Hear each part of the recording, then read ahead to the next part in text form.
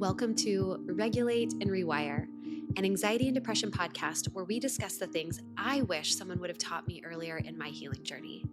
I'm your host, Amanda Armstrong, and I'll be sharing my steps, my missteps, client experiences, and tangible research-based tools to help you regulate your nervous system, rewire your mind, and reclaim your life.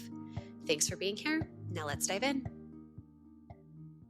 After recording last week's episode, I turned off the recording, I reviewed my outline, and I thought, man, I could have done a full podcast episode on each of those regulated parenting reframes or mantras and how they don't only apply to parenting, but how they apply to each of us in the ways that we can approach healing anxiety and depression or more regulated living. And I think I even said something like that mid-episode as I shared those. And that is what I want to do with this week and next week's episode. This week, I am going to spend the whole episode just reflecting on and unpacking reframe number 1, and then next week I'll cover the other 3. But quick reminder, or if you missed last week, here's a refresher of these 4 reframes that I shared last week in the context of parenting that today I want to unpack for anybody and everyone in not just regulated parenting, but regulated healing, regulated living. And these 4 reframes or mantras were number 1, how developmentally appropriate of you to insert a particular behavior. Number 2 was firm but kind. The third one I shared was I am the anchor while they storm. And we talked about co-regulation and it not being our job to fix their feelings, but instead to make space for them. And number 4 was connection before correction. And so moving into this first one, this first reframe or healing mantra, quote, how developmentally appropriate of you to, and last week in the context of parenting, I said to insert the behavior that your kid was doing that made you want to flush them down the toilet. And for the purposes of using this with yourself, we are going to ditch the words developmentally appropriate and instead add the words given that to the end. So what this could sound like instead might be, and I am going to share a number of examples in this framework, hoping that one of these hits you in the heart. One of these makes you go, oh. So using this framework, this new framework, repurposing this for your relationship with you, using the framework of how appropriate that you, ... given that, ...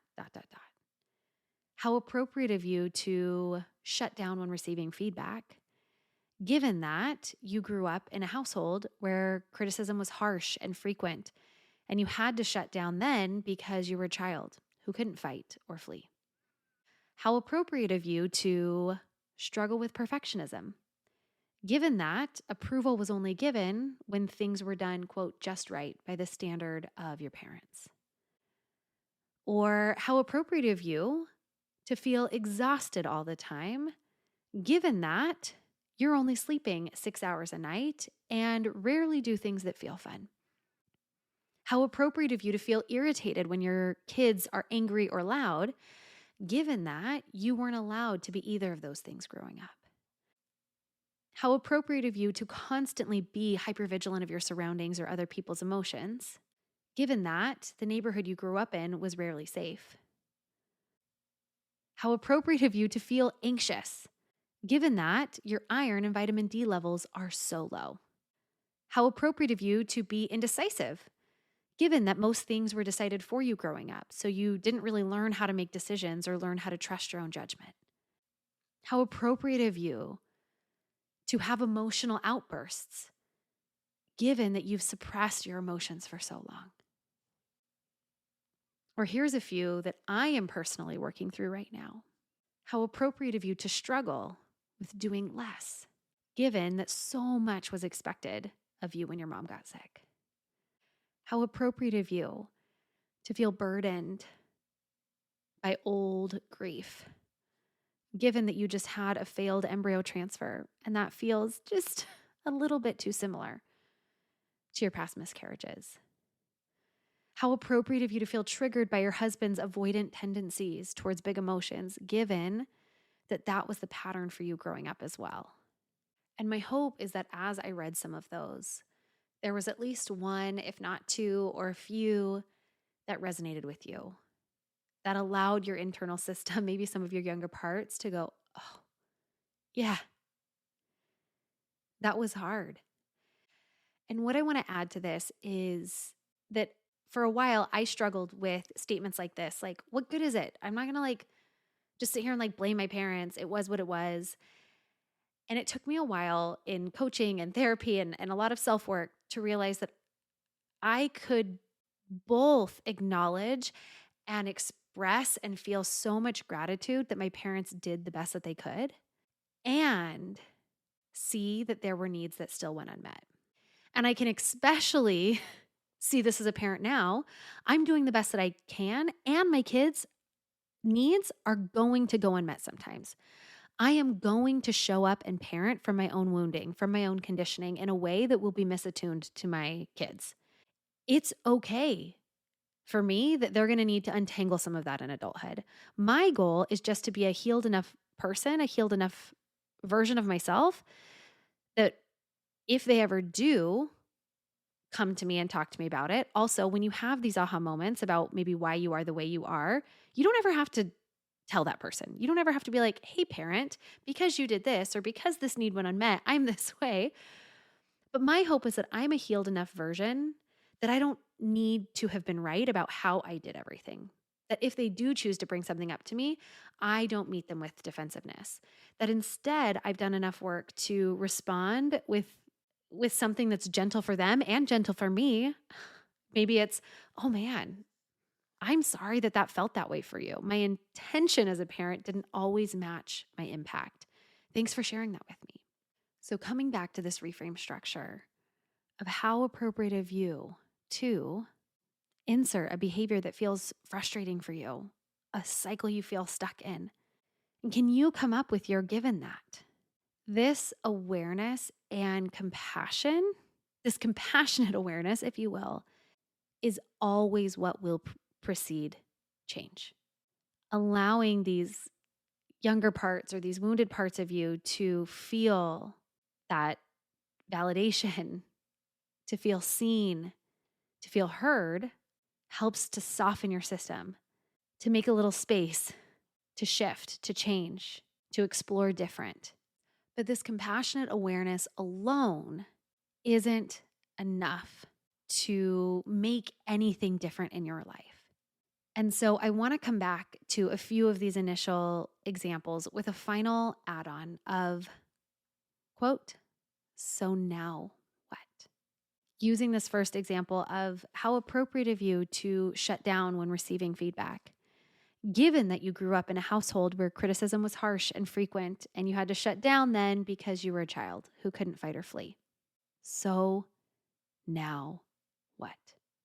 What is the work to know or do or be different? And with this example, you might ask yourself the questions or explore, how can I bring more awareness to how I experience shutdown? How does it feel in my body? How does it show up behaviorally? Building more awareness around this gives you an opportunity to catch that shift into that shutdown state a little earlier and choose to either take steps to move out of shutdown or take steps to support yourself in that state of shutdown. So now what? What tools do you have to navigate this experience? What support do you need to unpack and work with the parts of you who don't feel safe receiving feedback? How can you offer support and validation to those protective parts of you so that they don't need to take over so often, so that you don't need to completely shut down or disconnect? That you can start to see, oh, I'm an adult now. I'm safe now. This person isn't my parent. This person actually loves and cares and wants the best for me. And maybe your parent wanted those things too, but it also just came with their own dysregulated story. What can you do to see that the person in front of you offering feedback is actually a really loving partner? And it's safe to receive that without shutting down or disconnecting. So asking yourself, so now what? Coming to this next example of how appropriate of you to struggle with perfectionism, given that approval was only given when things were done just right by the standard of your parents. So now what? Can you allow yourself to explore times recently when you didn't show up perfectly and everything was okay? I love to look for countering evidence that maybe I don't have to always show up that way. What if you experimented at work with sending an email before proofreading or rewriting it 4 times? What if you left the house a little messier than feels comfortable for you for a few days? Or you didn't perfectly clean before that friend came over? Did anyone die? Did you get yelled at? No? They're still your friend? Oh, interesting. Oh, interesting. Our nervous system learns and reshapes through experience, through stretching into an uncomfortable zone and realizing that we were safe there. We have to give our brain and our nervous system felt evidence of a new reality for it to feel safe enough to shift. Another example of how appropriate of you to feel anxious given that your iron and vitamin D levels are so low. So now what?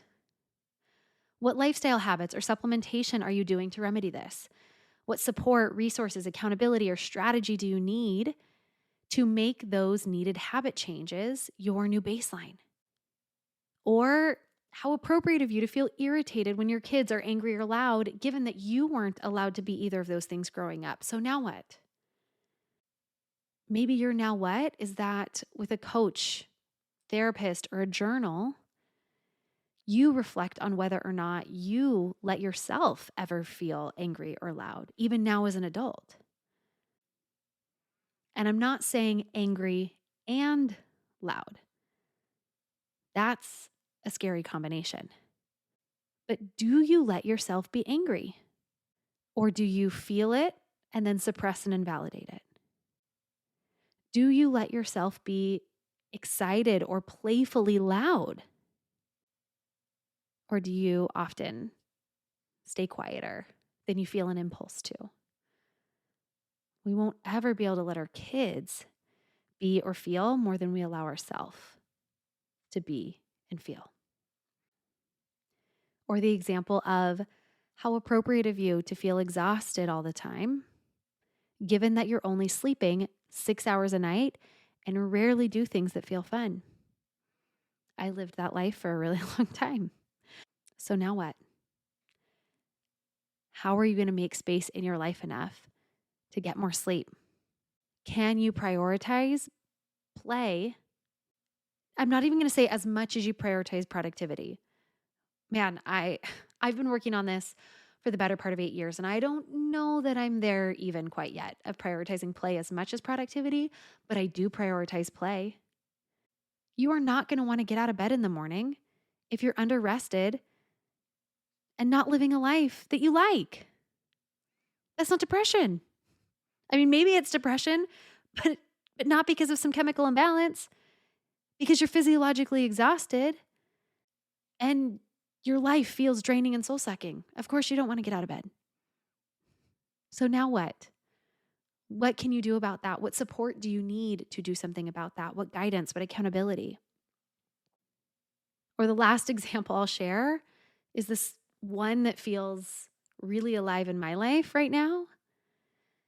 How appropriate of me to feel triggered into this old grief, given that I just had a failed embryo transfer that feels really similar to my miscarriages. So now what? I've been asking myself and exploring, how can I just make space for it in my life? How can I just make space for the grief? How and when it wants and needs to show up? Can I decrease the expectations I have on how productive I am over the next couple weeks while I carry this invisible load? Grief is a load. Can I plan for way, way less? Can I give myself permission to just be or to play versus my old patterns of just staying too busy to feel it? And for us at Rises We, the follow-up of, quote, so now what?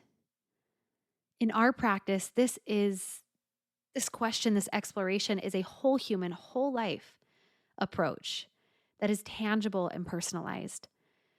Too many times I have gotten stuck talking in circles about these things without getting the guidance or support to actually make the change. I can't tell you how many times I have talked with a therapist about my mom getting a brain tumor when I was 14, and I'm the oldest child of 4, and the parentification, and over and over and over and over. Unpacking that compassionate awareness is not enough. At some point, we have to say, okay, I have enough awareness. There's enough compassion. So now what? What guidance and support can I get to actually make change?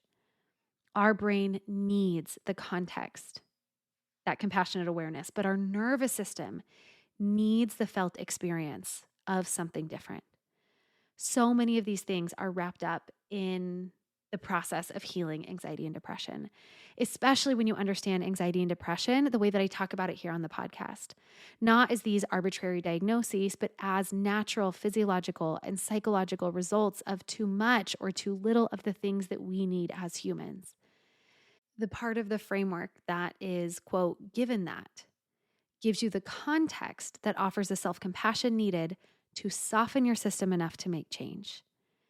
And then following it up with the quote, so now what? Gives you the personal agency and accountability to do something differently in your life, to get away from cycling round and round and round through old patterns that are keeping you stuck and dysregulated. All right, here's today's 3 takeaways. Number 1 is this healing reframe of how appropriate of me to insert a given behavior or tendency you have that feels annoying or unhelpful. Given that I insert the context. I'll repeat that one more time. Here's the framework. How appropriate of me to insert behavior or tendency that feels annoying or unhelpful. Given that I insert the context that you have. Takeaway number 2 is that when you are ready, add to the end of that statement, so now what? So now what? And number 3 is an invitation. If you are looking for support in this work, we're here. I would be honored to be invited into your healing journey, either through our one-on-one anxiety and depression coaching program or through my mental health membership and nervous system healing space. I will put a link in the show notes for that, as well as another plug for our newest program that is currently in development that'll involve working with one of our practitioners to run labs to help you work on and bring awareness to your underlying physiological problems that might be contributing to anxiety and depression, to the low iron, low vitamin D, hormone imbalances, things that can fuel dysregulation under the surface and have nothing to do with our childhood trauma. And if we can dial in our physiology, we can oftentimes create so much more capacity in our lives. And like I said, you'll find the links to learn more about each of those in the show notes. Thank you for being here. And we're going to touch on those other 3 healing reframes next week. So I'll see you there. Thanks for listening to another episode of the Regulate and Rewire podcast. If you enjoyed what you heard today, please subscribe and leave a 5-star review to help us get these powerful tools out to even more people who need them. And if you yourself are looking for more personalized support in applying what you've learned today, consider joining me inside Rise, my monthly mental health membership and nervous system healing space, or apply for our one-on-one anxiety and depression coaching program, Restore. I've shared a link for more information to both in the show notes. Again, thanks so much for being here, and I'll see you next time.